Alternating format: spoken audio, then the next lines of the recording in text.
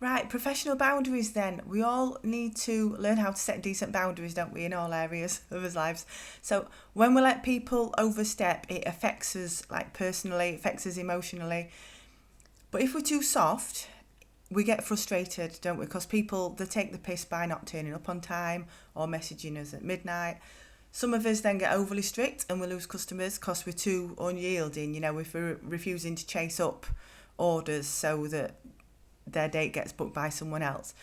Or we might only give them a 15-minute collection window and tell them that their order is going to be immediately advertised as available if they don't get there on time, right?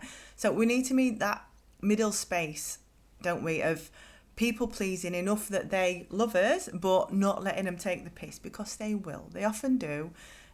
We need to set these boundaries gently, but firmly, right?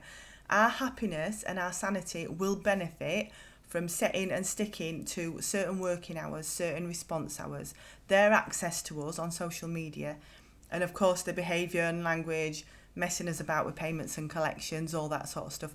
Best boundary I ever set myself was don't respond after clock off. Even if they're lovely, right, it's still taking up time when your brain should be switched off from work. It's basic health and safety. And it's difficult, I know, especially in the beginning, because you can lose a customer if they want a response at 11 o'clock, right, at night. But that other cake maker that replied to them has just got themselves a customer that expects a response at 11 o'clock at night. So I also think if the respect for your working hours isn't there, I would take that as a general lack of respect that will likely show up in other ways as well. So how do we choose and how do we enforce our professional boundaries, right? We're all different, right?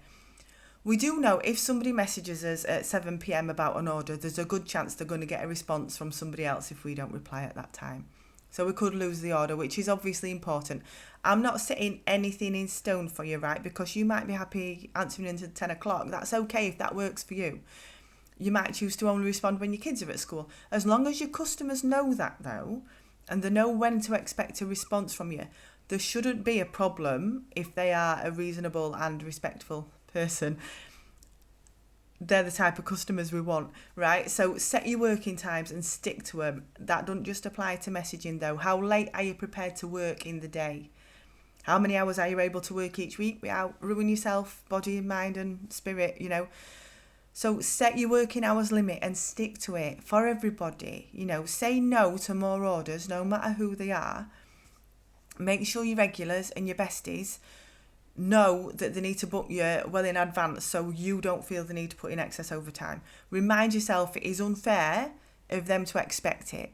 Birthdays don't come as a surprise, they are the same date every year. If you can't do last minute orders, don't try to, right? Because if you do it once, that customer might then expect it every time. So make it clear, if you can, I can do it this time because I've got a quiet week.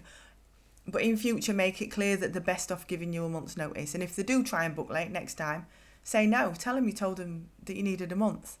You can ask their permission to send them a message to remind them to book in for the next order.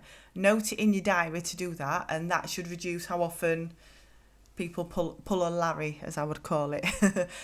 Like I once agreed to go into Market Hall on a day that I was usually closed so somebody could collect a cheesecake, right? And the next time they ordered, they didn't even ask me. They just said, I'll collect it on Wednesday. And then I was sat twiddling my thumbs. I've got my 3-year-old in his pushchair while they ignored my messages and turned up 90 minutes late because I hadn't set that boundary. Give them an inch, they'll take a mile. So next time they ordered, I made it clear I only work on full market days. I reminded them that I'd done them a favour by going in on Wednesdays, but I couldn't do that anymore. Amazingly, they were suddenly available to collect on the Tuesday. I never lost them for doing that. They'd not realised what it meant for me to go in on a Wednesday because I hadn't told them. Right. When it comes to messaging, if you're busy, if you just stop what you're doing and respond immediately that your phone pings, they're going to want you to stay attached to your phone until that inquiry is completely sorted. It is perfectly reasonable to say to them, I'll get back to you in an hour, I'm just out shopping, as long as they know when to expect you to get back to them, there shouldn't be an issue at all if that person is reasonable. If they're not a reasonable person, let them go elsewhere, right? So I once had somebody messaging me at 10 o'clock on a Saturday night in February about a cake for December. I were in the bath. I told her that, but she had it in her head. She wanted to sort it now. Do you know what? That's not my problem. It's a little bit late. I'm falling asleep in bath, you know. My diary, my pricing sheets are downstairs. My brain switched off from work, love. I'll message you tomorrow. And she never booked it in, so I thought I'd lost out to another cake maker. And then come December, there were a 14 quid supermarket cake on her Facebook, you know. So that cake, it weren't such that big priority after all, were it? You know. Keep your active status switched off, right? If they see that little green dot next to your name, they're going to take it that you are available to them to talk about work no matter what time it is. So decide carefully if you want to mutually follow them. It's acceptable to say, like, my personal profile's just for friends and family, so please message me page. You know, and then you can have the auto reply set up on the page letting them know when to expect a response, yeah? If you set yourself times that you switch off your brain from work, you're going to feel better most of the time, right? Because if you overwhelm yourself by never switching off, it's going to have a knock-on effect in your entire life. That I have been there many times. Burnout is very real and it's awful.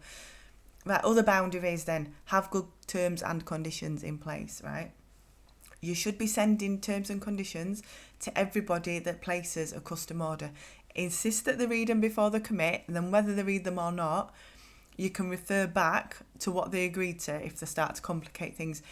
You know, if you haven't come across my free customer service, my free consumer law course that teaches you how to write your terms and conditions, I'll post a link to that in the details for this video.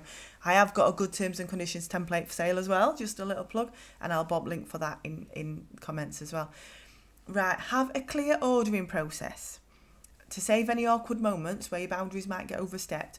At all times, they should know what you need from them next, what to expect from you next. Stick to that, right? Allow for some leniency when you set your process up.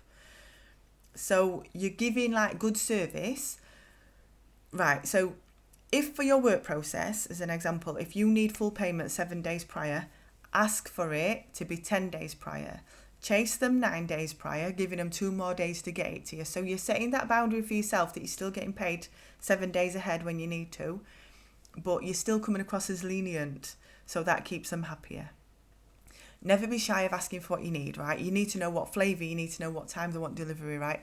The one Christmas Eve, I was waiting for loads of different people, about 6 different people to confirm what flavour cheesecakes they'd wanted. At last minute, they all went for cheaper options, you know, ones that didn't take long to make. I could have earned probably another £100 if I'd known that a couple of weeks before. So I should have set that boundary of I need to know what flavour before I can book you in, because it was Christmas Eve, right?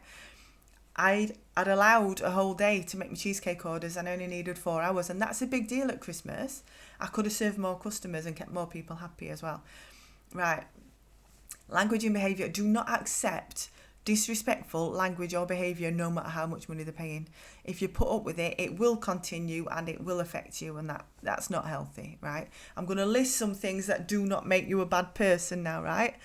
It doesn't make you a bad person. Number 1, to cancel an order to protect your peace, right? If this person is turning into a nightmare, tell them just politely, you don't think you're the right baker for them at this time, send that deposit back, right? Number 2, saying no to an order in the first place to protect your peace. Whether they've got bad manners, whether the cake's going to stress you out, not everybody's meant to be our customer. Don't tie yourself in knots to try and please everyone. Number 3, increasing prices when you need to. The point of a business is to make money, right? Not everybody can afford custom-made and artisan items, and that is okay. That's the way of the world. None of us should be having a budget brand for what we do. We're making special products. They deserve special prices, so get your prices up. Excuse me. Number 4, putting your needs or your business needs first, right? You're not a charity. You're not superhuman, right?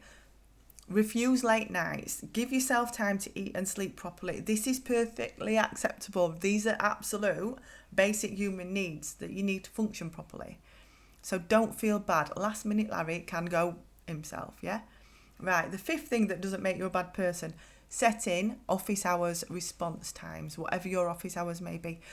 Even worldwide companies with thousands of staff have got 9 to 5 phone lines, 9 to 5 email responses, and you're a one-man band. Right. Number 6, prioritise your life over your work, right? Take time off. An employer has a legal obligation to make sure that you can take your holiday entitlement. It's a health and safety requirement, right? So set your days off, set your holiday weeks and stick to them, right? Just put on an out of office response, right? Other businesses don't deal with inquiries on Christmas Day, on bank holidays. Some don't even deal with inquiries on weekends. You don't have to either. As long as they know when to expect a response, there shouldn't be a problem from a reasonable person, right? Let me just play with my notes a second. Right, remember, walk that line of boundaries right in the middle. So you're coming across like a people pleaser, but you are setting clear boundaries so they don't take the piss, right? It's all in your communication. Collections, right? If they're late to collect and this is inconveniencing you in any way, tell them that they need to come next day. Don't be answering during dark. It's unreasonable of them to expect you to, yeah? Point out you live in a rough area or you've got a bath and bedtime routine that makes sure your kids are not bouncing off at walls at daft o'clock, right? Even if you're just like me, you just like to whip your brown trousers off at tea time, yeah? It's absolutely reasonable to have set collection hours. They don't expect shops to open after closing time just because they're at work that day. They send somebody else to collect, don't they? Now, you don't have to make it difficult, right? When they order, tell them what your collection times are. Ask them what time they will be there, right? If it's pushing it, make sure you know that you're either off out or you're just going to be unavailable within like an hour of that, right? And say if you can be available for collections 9 a.m. to 2 p.m, set your collection times as 10 a.m. to 1 p.m. So you can give that leniency if they're an hour early or late without actually losing anything out yourself. Because, right, if you let somebody pay cash at the door, when your standard way, the way that you prefer it, is for it to be in your bank account up front, you allow that once, they're going to expect it every time. I've done all of this. I've learnt lessons, I said somebody could transfer it when they got home to save doing it in rain at door. Next time they just turned up, took cupcakes. I'll send you money in a bit. It's pushing a boundary because I allowed it once. So when they're booking, tell them they've got to pay online and up front, if that's how we do things. Gently remind them of that when you need to. Right. If they cancel and you let them transfer the deposit to another date instead of sticking to your terms and conditions, I guarantee they're going to ask you to do it again. I had exactly that after COVID multiple times, right? Obviously we had to during that time because we were suddenly getting locked down. 2 years later, somebody that I'd done it for cancelled at like 24 hours notice, expecting me to carry the deposit forward again. Like, no, I've spent your deposit. I've started work now. If it's there in your terms and conditions, you can just politely refer them. It was all there. This is what you agreed to, Excuse me, I'm nearly done. Right, family, friends, work colleagues, taking the mick, thinking they can pay you on Tuesday or expecting discounts. If somebody thinks you're in the wrong for doing any of this, that's their problem, right? Your business, your rules. You've got to do what keeps you sane and what gets you paid.